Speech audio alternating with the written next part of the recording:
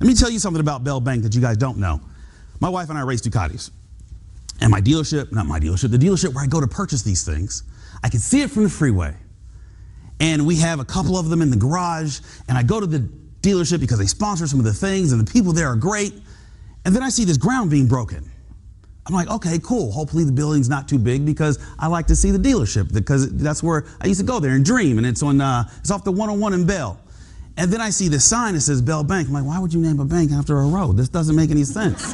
Like all these roads and you chose here, okay. And I'm thinking it's gonna be a little bank, like all the other, like your competition, the little banks, right? I'm thinking it's gonna be a little bank. And it's not gonna take up too much upward real estate. Well, it's not a story. It's like a 2.5 stories, which I don't know where the half story comes in, but it started to get in my way.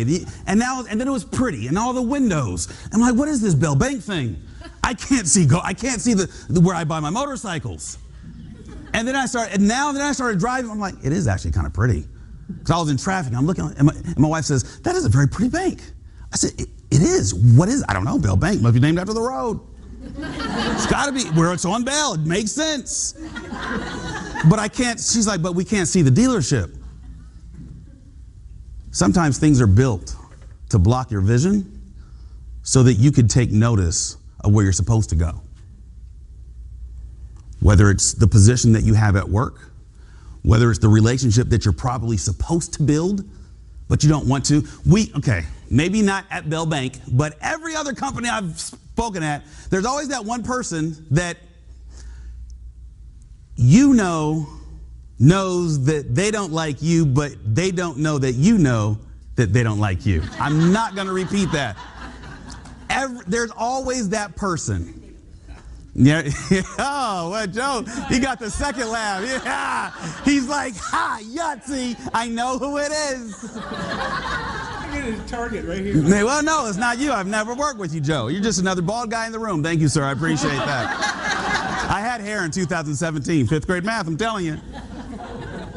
But I say that if you know a person doesn't like you, we never know what a person's going through.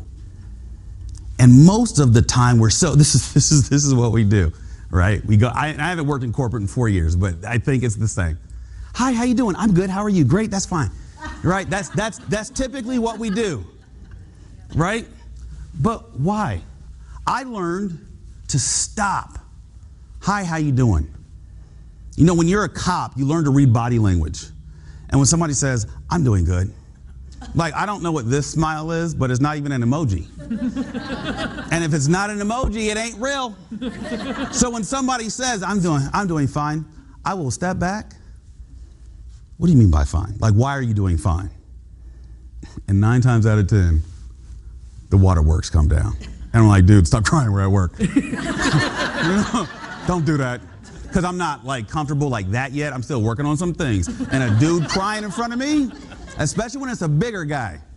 I'm like, dude, now I gotta hug you and pat you, right? And then send you on your way. Like, I can't do that. I have a son that I do that with. But what if we were to actually invest in other people? Maybe you are having a bad day, but I know you. What do I know? I know you from somewhere. This is not like part of my spiel. You do know me. I know, USAA? USAA. I knew it. There's always one in the room. There's always one. Have I always been like this? You've always been See? like that. I'll sell you the money.